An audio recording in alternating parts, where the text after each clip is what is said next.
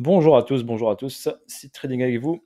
Donc en cet été 2024, donc une phase estivale, je vais vous présenter les quelques cryptos que perso que j'ai en portefeuille sur du long terme. La première donc, que je vais vous présenter, c'est Casper. Je pense que tout le monde la connaît. Donc une grosse phase ici, accumulative ici. On regarde bien cette accumulation. Elle a commencé ici. Si je prends ici, hop, ici, on va dire là, à partir d'ici.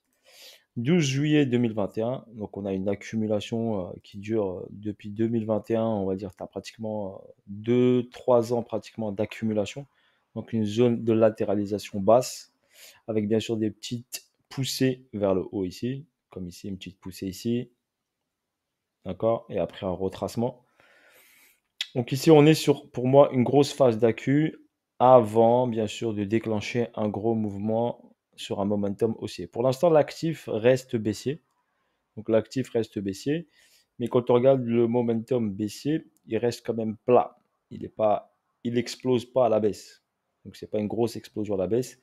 C'est un mouvement qui reste plat, flat, on va dire. Donc là, si hop, j'enlève ici, on passe sur cette partie-là. Voilà, on va emmener ici. On va se baser sur ce plus haut qui est à 0,58. OK. Et le plus haut est à 23 dollars, voire plus, hein, sur d'autres brokers jusqu'à 60.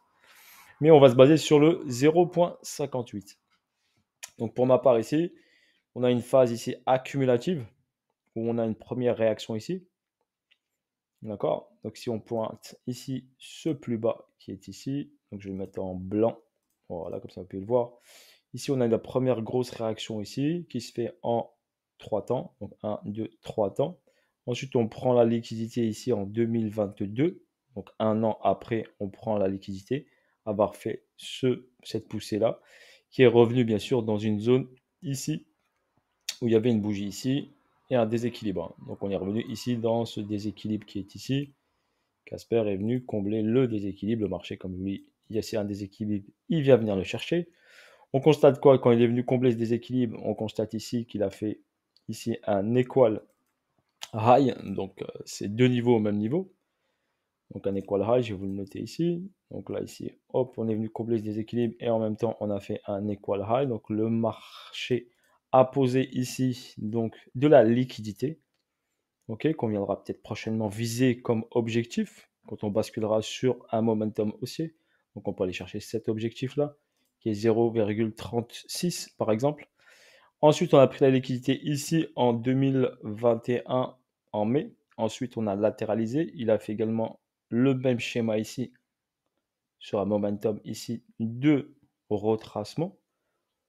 Donc on est sur un momentum, on n'oublie pas baissier, l'actif est baissier, mais il fait des retracements en A, B, C, en 3 temps. Donc A, B, C. Ok. Donc ici, pareil ici, il est venu ici placer ici un sommet ici qui se situe sur les 0,063. Et on remarque bien ici que toute cette zone haute ici, bah, c'est une zone de liquidité. On remarque bien que tout ça, c'est une zone de liquidité. D'accord? C'est de la liquidité qui est posée ici. Et à un moment, on va venir la chercher. OK? Tout ça, c'est ici en weekly. C'est une zone où le prix a posé de la liquidité ici. Et on est venu la chercher. Donc ici, il a fait son retracement. Il est venu faire quoi? Et bien pareil, comme qu'il a fait en haut, combler une partie du déséquilibre de marché. Donc le déséquilibre, il était ici. Voilà, par exemple, vous avez ici le déséquilibre. Donc le marché est venu combler une partie du déséquilibre sur ce mouvement ici. Donc tout ça, il y a un déséquilibre ici. Donc on est venu ici poser ici une bougie ici pour équilibrer le marché. Et ensuite, on est revenu faire un lot, car l'actif est toujours baissier. Mais pour moi, c'est une bonne phase d'accumulation sur cet actif ici, sur le long terme. Voilà pour moi, pour Casper. Donc moi, je le mets en portefeuille, je le mets dans mon bag. Ok. Quand le prix, bah, je fais, comment on va dire, du DCA dessus. Donc je rentre quand j'ai des points bas intéressants. Donc point bas intéressant sur cette zone-là, sur cette zone-là, ici sur cette zone ici. Donc personnellement, je rentre et je hold cet actif sans mettre bien sûr ma maison, hein. Je ne vais pas mettre un truc trop important, un truc raisonnable. Donc cet argent que je peux me permettre, si je veux, de garder, je n'ai pas besoin de bloquer cet argent pendant 1 an, 2 ans, 3 ans, 4 ans, voire 5 ans sur cet actif-là.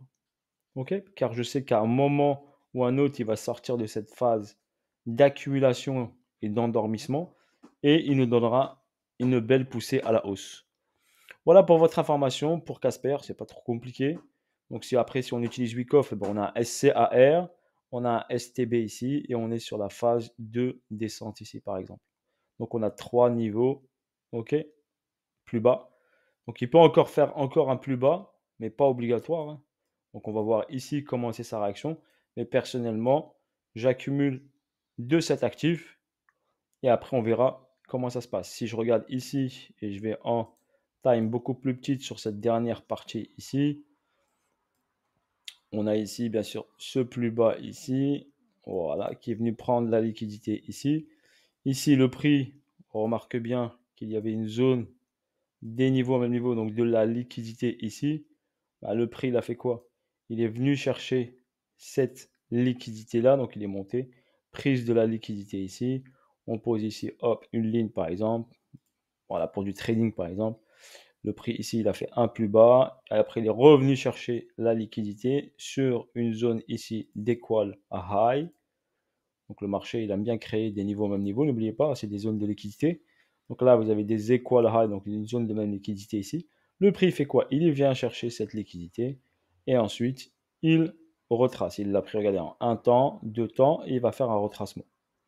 On va voir ce retracement s'il peut, bien sûr, il peut s'arrêter dans ce niveau-là. Donc il peut s'arrêter ce retracement dans ce niveau-là. OK. On va voir ici qu'est-ce qui se passe. Soit il refait un plus bas encore. OK.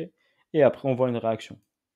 Étape par étape. Donc, si c'est sur une phase accumulative ici, H4 ici par exemple, eh bien, il a fait hop avec une réaction, une prise d'argent avec une réaction. Il peut faire un petit troisième qui serait pratiquement par exemple un spring par exemple. Mais ce n'est pas obligatoire. OK. On n'oublie pas quand grand time frame, il a déjà fait 3 plus bas. Donc, on observe ce qu'il fait ici. Moi, personnellement, je l'accumule en spot.